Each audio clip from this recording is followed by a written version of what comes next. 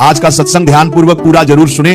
घर में सुख शांति समृद्धि के लिए ये खास बातें जरूर ध्यान रखें। आप सभी लोग जो अपने घरों में दीपक जलते हैं, उसकी बाती का पूरा जल जाना या बच जाना क्या संकेत देता है? आपके पूजा, घर, मंदिर और खास अवसरों पर जैसे कि दीपावली, व्रत और अन्य धार्मिक अनुष्ठानों में दीपक जलाने से जुड़ी है। क्या कभी सोचा होगा या देखा होगा कि जब आप दीपक जलाते हैं तो वो आपके जीवन में कौन से संकेत दे रहा है? क्या आपकी दीपक की बाती पूरी तरह से जल जाती है या वह अधजली रह जाती है? और क्या दीपक की बाती पर फूल बनने का क्या अर्थ क्या होता है? क्या आपको पता है कि पहले से जले हुए दीपक में बाती जलाना आपकी परेशानियों का कारण हो सकता है या नहीं? और कितने समय तक, कितने सालों तक एक ही दीपक का उपयोग करना शुभ माना जाता है या अशुभ? आज हम इन सभी रहस्यों का पर्दाफाश करेंगे और जानेंगे कि दीपक आपके जीवन में खुशहाली या बाधाएं कैसे ला सकता।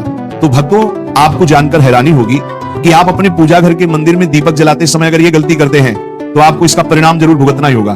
दीपक की बाती का पूरा जल जाना और बाकी का बच जाना भी अलग अलग संकेत देता है, जो आपके लिए जानना बहुत जरूरी है। जब हम पूजा करते हैं तो हमारा दीपक कभी कभी अचानक से बुझ जाता है और कभी कभी ऐसा होता है कि हमारी पूजा होने के बाद हम उस दीपक को भगवान के सामने जलता छोड़ देते हैं, लेकिन कुछ समय के बाद में दीपक खुद बखुदा जली बाती और घी बचा रह जाता है। और कभी कभी तो हमारे दीपक की बाती पूरी जल जाती है और उसमें फूल भी बन जाता है। तो इनके अलग अलग नकारात्मक और सकारात्मक परिणाम होते हैं। तो सबसे पहले ये जानते हैं कि अगर हमारे दीपक में फूल बन रहा है तो इसका क्या मतलब होगा। प्रिय मित्रों, अगर हमारे दीपक की बाती में फूल बन रहा है तो इसका सीधा सा मतलब है कि भगवान ने हमारी प्रार्थना को स्वीकार कर लिया है और वह हमारी पूजा से प्रसन्न है। इसका संकेत वह बाती में बने इस फूल के माध्यम से देते हैं। अगर आपके घर में दिव्य शक्तियां मौजूद हैं और आपके साथ साथ वह भी ईश्वर की पूजा में अपना ध्यान रखती हैं, तो आपकी दीपक की बाती में एक से ज्यादा फूल बनते हैं और कभी कभी साथ ही किसी भी देवी देवता का रूप भी दिखने लगता है। तो अगर आपके दीपक की बाती में फूल बन रहा है तो आप सच में बहुत भाग्यशाली हैं। इसी के साथ दीपक जलाने के भी कुछ खास नियम आपको जरूर जानने चाहिए।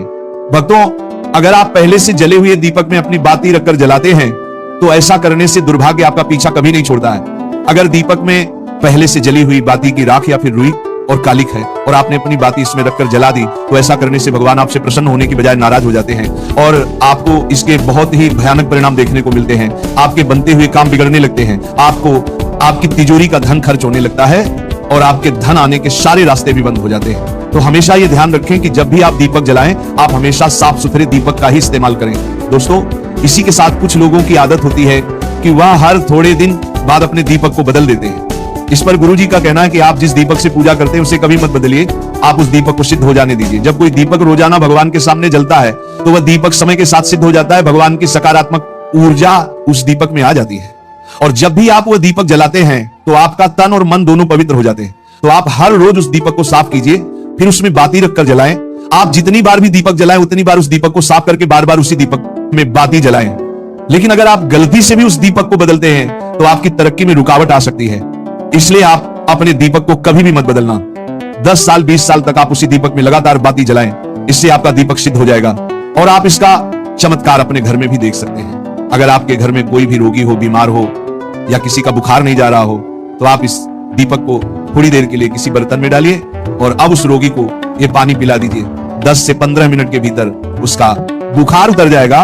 वहीं अगर आपके घर में किसी को नजर लगी हो या फिर आपके व्यापार में किसी की नजर लगी हो, आपका धंधा अच्छे से नहीं चल रहा हो, तो भी आप इस दीपक को तांबे के बर्तन में पानी भरकर उसमें डाल दीजिए और रात भर के लिए छोड़ दीजिए। अगले दिन सुबह पानी का छिड़काव अपने घर में और अपनी दुकान पर करिए। ऐसा करने से आपको साफ साफ परिणाम दिखाई देंगे, क्योंकि जब हम लगातार एक ही वस्तु का प्रयोग अपनी पूजा में करते हैं तो वह वस्तु शुद्ध हो जाती है। भगवान की जो ऊर्जा होती है वह उस वस्तु में समा जाती है। तो कभी भी अपने मंदिर के दीपक को बदलने की गलती ना करें।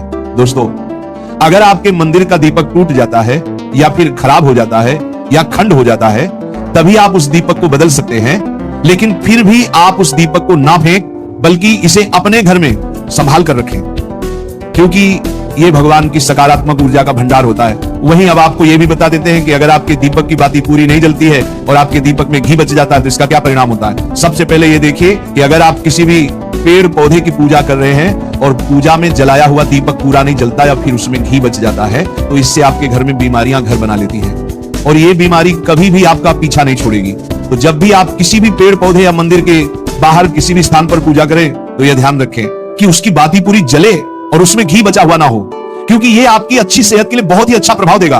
वहीं अगर आपके घर के मंदिर में दीपक की बाती पूरी नहीं जलती और पूजा करते समय दीपक बार बार बुझ जाता है तो जरूर आपके घर में नकारात्मक ऊर्जा का वास है और ये आपकी पूजा में विघ्न डालने का काम करती है। दोस्तों, हमारे घर में अगर कोई बुरी शक्ति होती है या फिर कोई ऐसी ऊर्जा होती है जो ये नहीं चाहती कि आपके घर में भगवान की कृपा हो, और सकारात्मक ऊर्जा हो, तो ये आपकी पूजा सफल नहीं होने देती। क्योंकि भक्तों, एक वातावरण में एक ही तरह की ऊर्जा रह सकती है, या तो सकारात्मक या नकारात्मक। जो बुरी शक्तियां होती हैं वह ये कभी भी नहीं चाहती कि आपके घर में देवी देवताओं की कृपा हो। अगर आपके घर में भगवान ने अपनी कृपा की तो उन बुरी शक्तियों और ऊर्जा का प्रभाव खत्म हो जाएगा।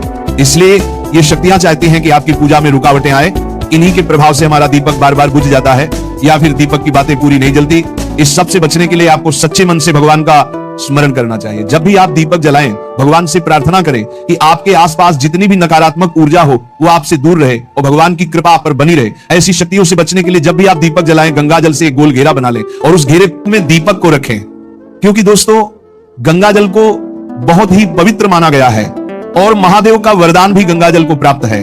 गंगा जल में सबसे पहले तो कोई भी बुरी शक्ति प्रवेश नहीं कर सकती, इसलिए गंगा जल कभी खराब नहीं होता और हर तरह की ऊर्जा को सकारात्मक ऊर्जा में बदल देता है। अगर आप गंगा जल से बने गोल घेरे में दीपक को रखेंगे तो ये आपकी पूजा में किसी भी शक्ति को बाधा नहीं बनने देगा और कोई भी नकारात्मक शक्ति आपके दीपक को बुझा नहीं पाएगी। आप निर्विघ्न अपनी पूजा संपन्न कर पाएंगे और देवी शक्तियां भी आपके जीवन में अपनी कृपा और आशीर्वाद बनाए रखेंगी। ये जो हमें दुख मिलते हैं ना, ये पाप के कारण मिलते हैं। लोग मारे घूम रहे हैं, दुख मिटाने के लिए सोचते हैं कोई जादू कर दे, कोई टोना कर दे, कोई जंतु बांध दे, कोई आशीर्वाद दे दे। अरे काहे को पागल हो?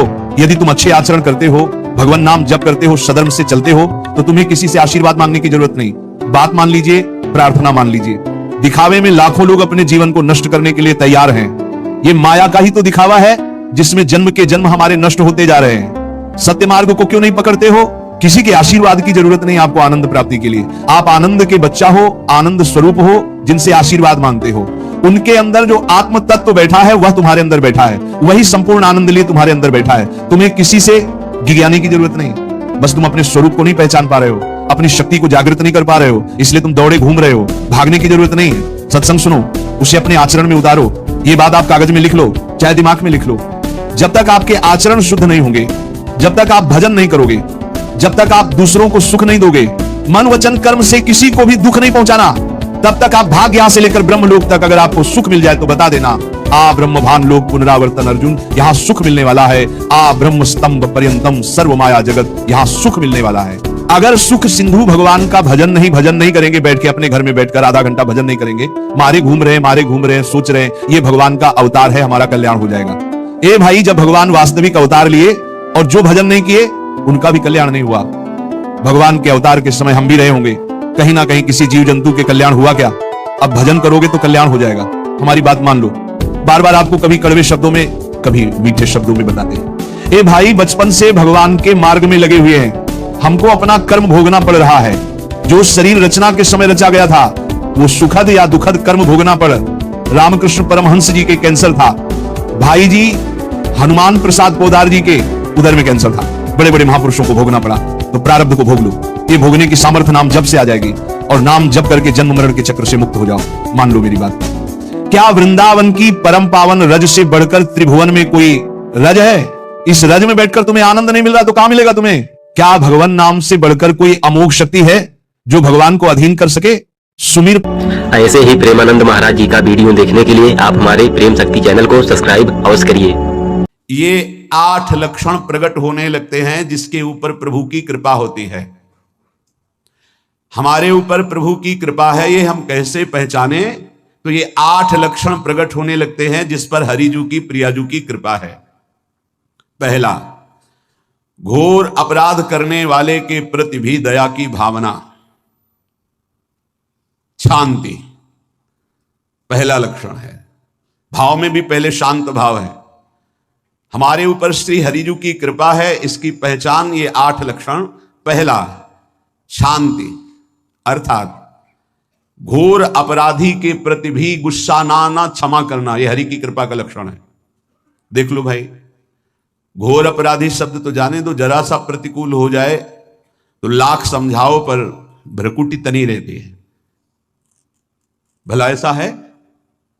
अपराधी पर भी क्षमा का भाव होना, ये हरि कृपा पात्र में ही होगा, अन्य में नहीं। तो अगर अपने हृदय में ऐसा लगे कि ऐसा नहीं है तो हरिजू से प्रार्थना करनी चाहिए कि कृपा करो, मेरे में सामर्थ्य आवे।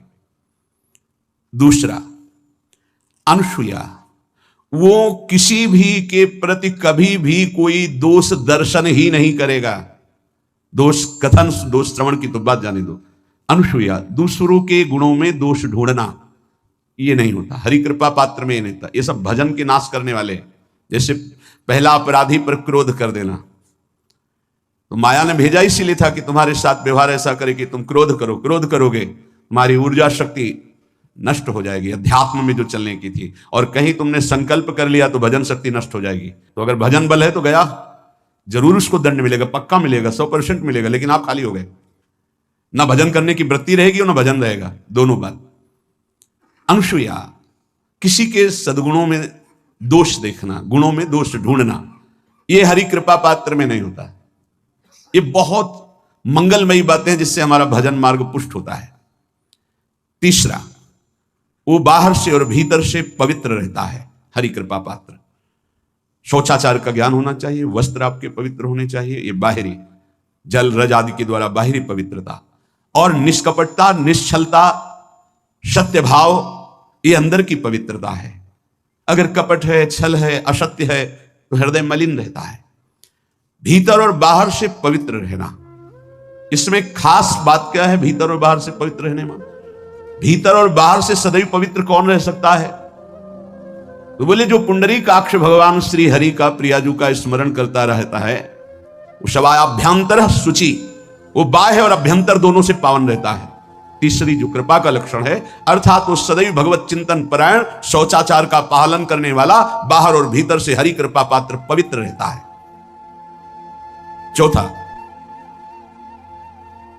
ऐसे कार्यों का अनुष्ठान न करे जिनमें हमारा भजन छूटता है, जिनमें सत्य छूटता है, जिनमें भगवत भाव छूटता है। जैसे आपके ऊपर कृपा हुई, आप भगवत मार्ग में चल रहे हैं, अब आप ऐसे संसारिक कार्यों का अनुष्ठान कर रहे हैं जिनमें आपकी चित्तवृत्ति बिल्कुल भगवत विमुख हो रही, तो जीवन का लाभ क्या होगा? लाभ तो है भगवत स्मरण सहित। जैसे कल एक ने प्रश्न किया कि मैं खाता तो नहीं लेकिन मांस की दुकान में मांस बेचता हूं, होटल आदि, क्या उचित है? ये उचित कैसे हो सकता है? तुम और भी तो व्यापार कर सकते हो। जरूरी है धर्म का पालन करने की इच्छा करते हो, धर्म आचरण करते हो, ऐसा नहीं। तो विरत बहुकर्मा, उन कर्मों से हमें विरत रहना है जो हमारे धर्म के विरुद्ध है, जो भजन के विरुद्ध है। हरि कृपा पात्र ऐसे कर्मों का अनुष्ठान कर ही नहीं सकता। अपने भजन का फल देखना भगवत कृपा पात्र की, सबको प्रदान कर देना। हिम्मत है?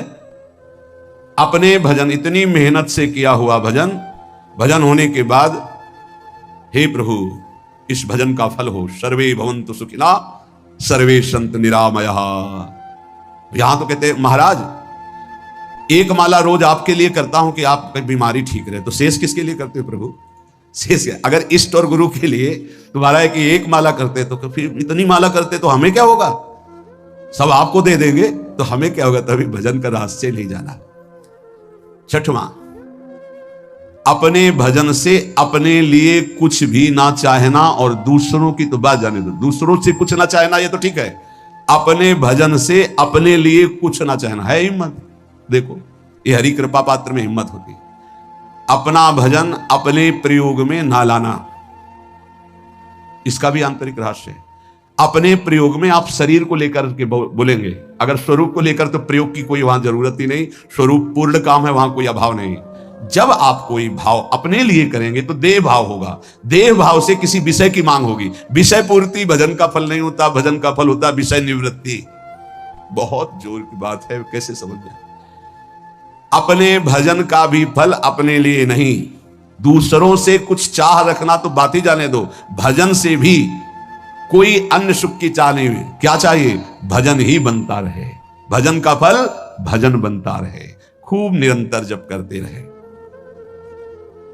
सातवां, किसी भी मान सम्मान कीर्ति पद प्रतिष्ठा के मिलने पर हृदय का असंतुष्ट हो जाना, यह हरि कृपा पात्र का लक्षण होता है। प्रणाम नमस्कार जय हो तो हृदय में असंतुष्ट हो जाना चाहिए। कोई किंचन मात्र अभिमान न उदय हो जाए। प्रभु बचाओ, ये माया की चकाचौंध से बचा लो नाथ। कौन सा अपराध बन गया कि आपकी जय की जगह यहां हमको ऐसा सुनना पड़े। मान प्रतिष्ठा कीर्ति जिसके लिए बड़े बड़े लालायित रहते, हरि कृपा पात्र को विष की तरह चुभती है। और आठवां, किसी भी प्राणी समुदाय से संबंध ना रखते हुए सब पर दया की भावना, सब पर कृपा की भावना, सब पर करुणा मैत्री, पर किसी से ममता नहीं। ये सूत्र बहुत व्यवहार में प्रयोग करने योग्य है। सबसे करुणा और मैत्री, पर किसी से ममता नहीं। करुणा तो करी भरत जी ने, मैत्री भी की मृग से, पर ममता रहित नहीं रहे। ममता कर ली तो अगला जन्म हिरण का हो गया। ममता नहीं रखी। निर्ममो निरहंकारा। करुणा मैत्री तो करनी है, जैसे इसमें आदेश है, गीता में आदेश है, अद्वेष्टा सर्वभूतान मैत्रः करुणैव च, पर निर्ममो निरहंकारा, ये साधक की चतुरता है। प्राणी मात्र पर दया, कृपा, करुणा, मैत्री, पर ममता नहीं। ममता किसी से, और यहां करुणा मैत्री ये तो गायब हो गई, केवल ममता रह गई है। अपने शरीर से ममता, शरीर संबंधियों से ममता, विषय भोगों से ममता, यही जहर है। संबंध में ये ममता ही जहर है, विचारों में अहंकार जहर है, कर्मों में ये आसक्ति जहर है। इसी जहर को मिटा दे तो जीवन मुक्त महापुरुष कर्म करते हुए, विषय सेवन करते हुए, वार्ता करते हुए, विचार करते हुए, बिल्कुल जहर नहीं तो उसका जीवन हो गया। तो ये 8 बातें हरि कृपा पात्र में होती हैं, इनको बार बार सुनना और हृदय में धारण करना।